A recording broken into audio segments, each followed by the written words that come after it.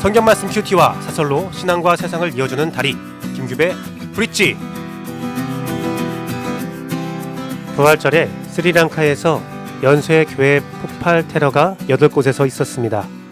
사망자가 290명에 달하는 엄청난 사건이었죠. 기사를 보니 이번 기독교를 향한 테러는 미스테리로 받아들여진다고 합니다. 그 이유는 스리랑카에 있는 종교적 내전은 불교와 힌두교가 중심의 내전이었고 26년간 내전을 벌이며 10만 명 이상의 목숨을 잃는 과정에서 기독교는 갈등의 축이 아닌 오히려 중재자의 역할을 했다고 알려졌기 때문입니다. 다만 최근 급진 불교 세력과 무슬림에 의해 기독교에 대한 근본적 반대 의견이 생성되는 과정들이 있었다고 합니다. 어제 하루 종일 이 문제를 놓고 기도하면서 이유를 생각해 보았습니다. 왜 이러한 슬픈 일이 벌어져야 하는가? 고민 끝에 성경을 보게 되었습니다. 누가복음에 나오는 장면인데 빌라도가 갈릴리 사람들을 학살한 문제를 예수 그리스도에게 군중이 물어보는 내용이었습니다. 그때 예수 그리스도는 이 문제에 대하여 쉽게 이해가 되지 않는 말씀을 하십니다. 너희는 이 갈릴리 사람들이 이같이 해 받음으로 다른 모든 갈릴리 사람보다 죄가 더 있은 줄 아느냐? 아마도 이 답을 통해 알 수 있는 내용은 그 사람들이 질문을 하며 갈릴리 사람들이 죽은 이유에 대하여 우리가 알지 못하는 죄악으로 재앙을 받은 것이 아니냐라는 물음을 한 모양입니다. 예수 그리스도는 이어서 실로암 망태가 무너져 죽은 18사람의 사건도 말하며 사람이 죽고 사는 문제를 죄의 유무 판단 기준으로 삼지 말라고 경고하십니다. 그들이 사건을 당할 만한 합당한 이유는 따로 없다는 것이지요. 그들의 상태와 우리의 상태는 완전히 같다는 것입니다. 순간적으로 당하는 사건을 보면서 죄악에 대한 하나님의 심판으로 이유를 찾으려는 자들에게 너도 같은 심판 아래 놓여있는 존재임을 말씀하시는 예수 그리스도의 모습입니다. 다만 멸망당해야 마땅함에도 예수 그리스도와 하나님의 인자함 가운데 목숨을 유지하고 있는 것임을 인식하라는 경고의 말씀을 이어하십니다. 아마도 예수 그리스도는 그러한 해석에 대하여 분노하신 것이 아닌가 싶습니다. 사람이 죽고 사는 문제는 어떤 이유를 찾기에 앞서서 애도하고 슬퍼해야 하는 일입니다. 이 문제는 자신의 문제로 여기며 함께 문제의 해결을 찾아보아야 하는 일이지요. 생명의 이탈의 주권을 가지신 하나님께서 우리에게 이와 같이 슬프고 충격적인 사건을 허락하시는 이유는 평가와 판단을 위한 것이 아니라 애도와 아픔을 느끼며 외면했던 도움이 필요한 자들을 돌아보라는 것입니다. 그들의 문제를 찾으라는 것이 아니라 그들을 통해 내 문제를 돌아보라는 것이 하나님의 영적인 뜻입니다. 우리 사회에 아픈 일이 많습니다. 많은 갈등이 있습니다. 어떤 이는 이 문제를 보고 우리 사회의 갈등을 부추기는데 사용하기까지 합니다. 아직 발생되지 않은 문제를 사전 봉쇄하는 목적으로 사용하고자 하며 혐오를 불러일으키는 도구로 사용하기도 합니다. 오히려 그러한 모습이 이 문제의 근원을 제시하고 있지 않은가 생각하게 됩니다. 예수 그리스도는 평화의 왕으로 오셨습니다. 이 세상의 불합리한 사건과 사고는 끝없이 있습니다. 그 근원은 너무 다양하기에 막을 수도 없습니다. 하지만 문제를 인식하는 우리의 가치는 변할 수 있고 그 문제를 확대 생산하는 것을 막을 수 있습니다.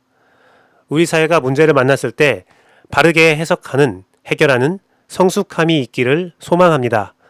스리랑카의 슬픈 사건을 보면서 함께 기도하고 도움의 손길이 필요하다면 도움의 손길을 줄 수 있는 우리가 되기를 원합니다. 그들의 고통과 두려움을 극복시켜 주기 위한 일이 없는지 돌아보기를 원합니다. 이와 마찬가지로 우리 사회에 아직 해결되지 않고 아직 위로가 필요한 자들의 아픔과 문제를 만날 때에도 성숙한 자세를 가질 수 있기를 소망합니다. 우리나라의 역사에서 아직 씻기지 않은 고통의 문제가 많이 있습니다.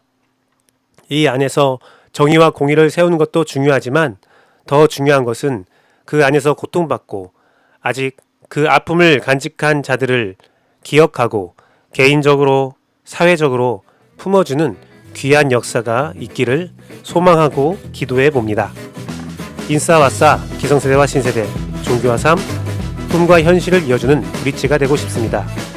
정통 기독교 방송의 꿈을 꾸는 반포침례교회의 김규배 목사였고요. 오늘의 브릿지 시작하도록 하겠습니다.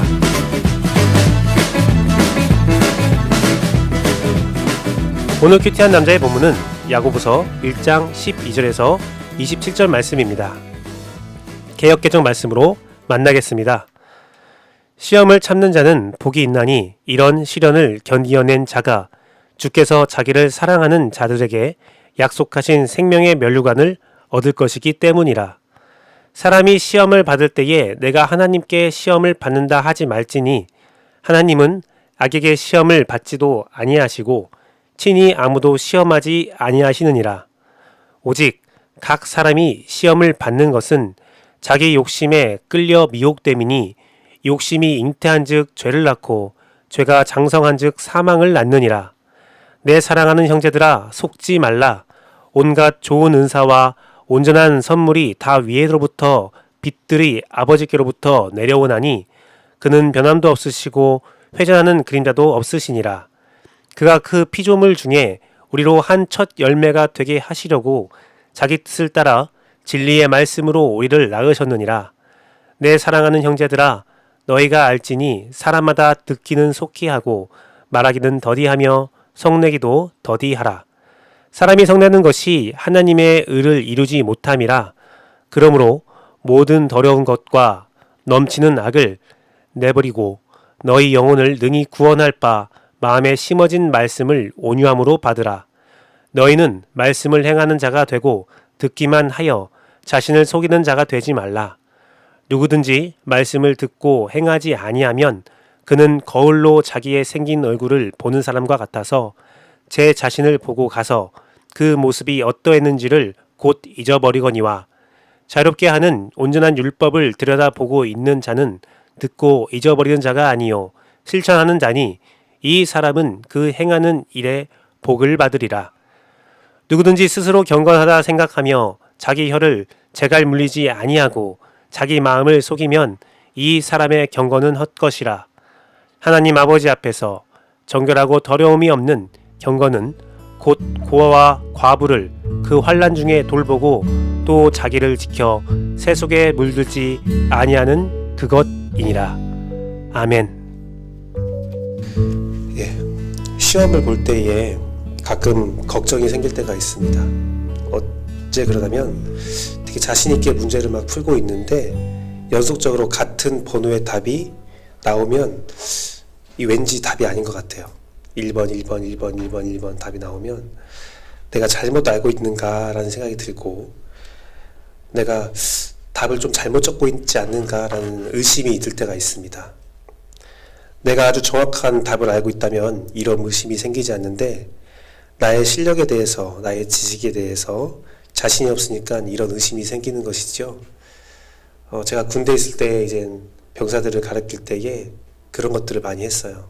딱 이러한 상태에서 어떤 걸 해야 되냐 딱 말하면 병사들이 정답을 얘기합니다. 그럼 제가 인상을 써요. 분명 정답을 얘기했는데 제가 인상을 막 쓰면서 야 그게 맞다고 생각해? 그게 진짜야? 딱 하면 병사들이 자기 안에서 의심이 생기는 거예요. 분명 정답이라 생각하고 말을 했는데 앞에 자기를 가르치는 소대장이 그게 아닌 것처럼 행동을 하면 의심을 가지는 겁니다. 그러면서 정말 자기 정답을 말했던 것을 회수하고 다른 말을 하기 시작해요. 그러면 제가 또 인상을 쓰면서 그게 맞다고 생각해? 하면 점점 병사들은 혼란스러워하는 거예요. 내가 지금까지 생각했던 것이 잘못된 건가? 그럼 제가 이제 다 기합을 줍니다. 기합을 주고 이런 말을 하죠. 네가 명확한 답을 알고 있었다면 앞에서 어떤 행동을 취해도 그것이 정답이 아니라는 말을 해도 네가 명확히 그 정답을 밀고 나가야 정확히 아는 것이다. 네가 정확한 너에 대한 정답에 확신이 없으니까 앞에서 어떤 행동을 취할 때 어떤 이야기를 할 때에 네가 흔들리고 그것을 행하지 못하는 것이다 라는 말을 했습니다. 오늘 본문은 우리가 시험을 받는 것에 대해서 그 근원이 나의 욕심에 있음을 알려주고 있습니다. 여기서 사용된 시험이란 단어는 페이라스모스인데요. 이것은 유혹이라고 하더라고요. 하나님은 우리를 유혹하는 분이 아닌데, 하나님은 진실한 분이신데 우리가 어떠한 일에 대해서 시험만 하고 있다라고 여긴다는 것이죠. 유혹이라는 것은요, 거짓을 통해서 잘못된 선택을 할 수 있도록 함정을 파는 거죠. 제가 병사들에게 했던 것처럼 어떤 거짓된 행동을 통해서, 물론 회유일 수도 있고 협박일 수도 있고 여러 가지 거짓을 통해서 잘못 선택을 할 수 있게 함정을 파는 것입니다. 모든 함정에는 미끼가 있는데요. 그 미끼는 욕망입니다. 욕망. 욕망은 에피디마이라고 하여서 충동, 갈망이라는 의미가 있습니다. 어떤 존재에 대한 갈망이 있는 자는 유혹에 빠질 수밖에 없습니다. 그런데 사실 이 갈망이 없는 자가 세상에 어디 있겠습니까? 모든 사람은 다 욕망이 있고 갈망이 있어서 모두 다 시험에 받을 수 있는, 시험에 빠질 수밖에 없는 상태라는 것을 우리가 인정해야 합니다. 그런데요, 오늘 야고보가 말하는 유혹의, 욕망의 정체는 돈과 물질이 아니라 하나님이 주시는 것에 대해서 말하고 있음을 우리는 주목해야 합니다. 은사와 선물은 주님이 주시는 것이다.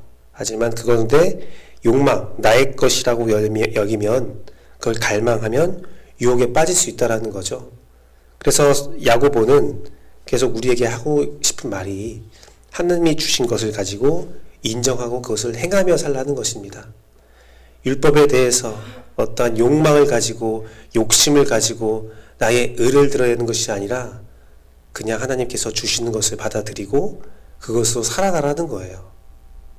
그리고 야고보가 말하는 그 하나님의 일을 행하는 거에 가장 큰 그런 너희들의 행동의 목적은, 관점은 불쌍한 자를 돕고 고아를 돕는 그 선행에 있으라는 거죠. 내 욕망을 관철시키고 나를 어떠한 그런 은사 가운데 높이 세우고자 함이 아니라 정말 그 은사를 주신 하나님께서 내 삶이 원하는 곳으로, 하나님이 나를 사용하기 원하는 곳으로 나를 옮기고 내 행동을 취하라는 것이 바로 야고보가 말하는 신앙의 방법이라는 겁니다. 사단이요, 처음에 우리에게 죄를 심어줄 때에 우리에게 준 마음은 무엇이었냐면 내가 하나님이 되고자 하는 마음이었습니다. 너는 하나님이 될 수 있다라는 겁니다. 하나님은 에덴 동산을 통하여 우리에게 모든 것을 충족해 주셨어요. 다 허락해 주었어요. 하지만 딱 한 가지만 허락하지 않았죠. 내가 하나님이 되는 것. 하나님과 나의 사이를 간극을 두고 하나님은 늘 동행했지만 우리는 사람, 하나님은 오직 하나님, 한 분뿐인 하나님을 창조해 놓았습니다. 그런데요, 그 질서를 창조해 놓았는데 사단은 그 질서를 무너뜨리는 거예요. 네가 하나님이 될 수 있어. 네가 하나님처럼 판단할 수 있어. 그 욕심을, 욕망을 불러일으키는 거죠. 오늘 야고보는 끝내 우리에게 유혹의 욕망의 근원을 만지고 있는 겁니다. 하나님이 되어서 하나님이 주신 것들에 대한 인간적 판단을 가지고 자기 마음대로 살아가는 것을 경계하는 것입니다. 19절 말씀을 보면 무엇을 들으라는 것이며 무엇을 말하지 말고 노하지 말라는 것.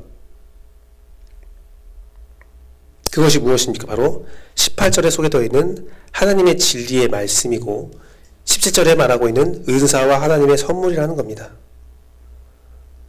잘 듣고 있으라는 거예요. 그에 노하지 말라는 거예요. 그것을 주장하지 말라는 겁니다. 즉 오늘 말씀이 말하는 것은 하나님이 나에게 주신 것들을 만족하라는 거예요. 만족하라. 우리는 세상에 대한 욕망과 유혹을 악한 것으로 여기기 쉽습니다. 물론 그렇다고 그 유혹에 빠지지 않는 것은 아니지만 그 유혹이 악하다는 것, 세상적인 유혹은 참 악하다라는 것을 인식하는 것은 굉장히 쉽습니다. 하지만 정작 가장 중요하고 알아야 하는 사역에 대한, 하나님의 은사에 대한 욕망과 유혹은 잘 알지 못하지요. 사역적 욕망과 유혹은 다 좋은 것으로 여기는 경향이 있어요. 그래서 내가 가지지 못한 부흥, 내가 가지지 못한 은사, 내가 가지지 못한 능력에 대해서 욕심을 내고 하나님의 뜻을 헤아리기보다는 내 것을 주장하고 자기 주장을 하는 경우가 많이 있습니다. 하나님의 은사와 복을 간구하며 급한 마음을 가지고 주의를 의식하며 화를 내고 상대방을 깎아내리는 경우가 많이 있어요. 내가 가지지 못한 은사를 상대방이 받으면 그것을 욕하고 그것은 잘못된 거다라 말하고, 혹은 내가 가진 은사를 다른 사람이 가지지 못하면 막 화를 내고 왜 그러지 못하냐고 급해하고 노를 바라는 경우가 많이 있어요. 여러분, 혈기는 어떤 경우에도 올바른 것이 아닙니다. 급한 것은 어떤 경우에도 죄악이라는 것을 여러분이 인식해야 된다는 거죠. 사랑하는 여러분, 우리가 행할 것은 하나님이 주신 것을 판단하고 그것들의 잘잘못을 따지고 그의 높고 낮음을 따지는 것이 아니라, 우리는 하나님이 주신 걸 가지고 정말 귀한 일에 사용하면 되는 거예요. 선한 일에 사용하면서 가지지 못한 자들을 돕고 가지지 못한 자들을 세워주면 되는 겁니다. 그 비밀은 12절에 나와 있죠. 처음에 시작할 때 야고보는 우리에게 인내하라 합니다. 견디라고 합니다. 그러면서 하는 말이 하나님의 진정한 상급인 생명의 면류관을 이미 가졌다는 것을 우리에게 보여주고 있어요.